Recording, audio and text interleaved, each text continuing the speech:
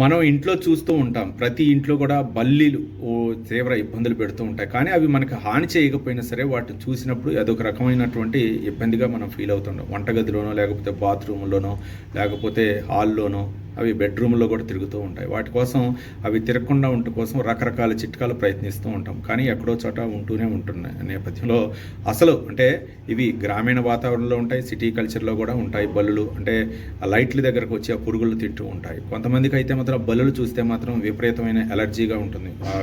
అరుస్తూ ఉంటారు కూడా. పిల్లలైతే మాత్రం ఒక్కోసారి భయపడుతూ ఉంటారు.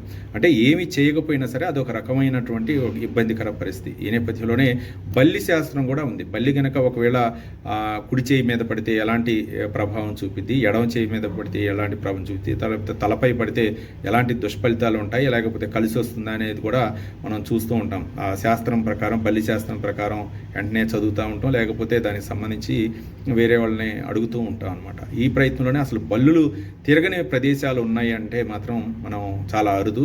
దానికి గ్రీన్లాండ్ అంటే దేశంలో అయితే మాత్రం బల్లులు అనేవే లేవని చెప్తున్నా. అంటే ఎక్కువగా అక్కడ బల్లులు లేకపోవడానికి ప్రధానమైనటువంటి కారణం ఏంటంటే అక్కడ శీతోష్ణ స్థితి ఎక్కువగా ఉండటమే అనమాట.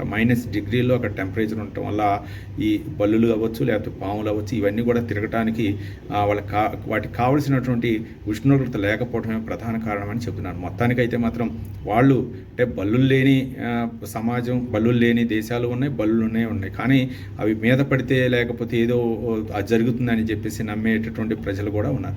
మొత్తానికి బల్లులు లేకపోని దేశాలు కూడా ఉన్నాయని చెప్పేసి మనం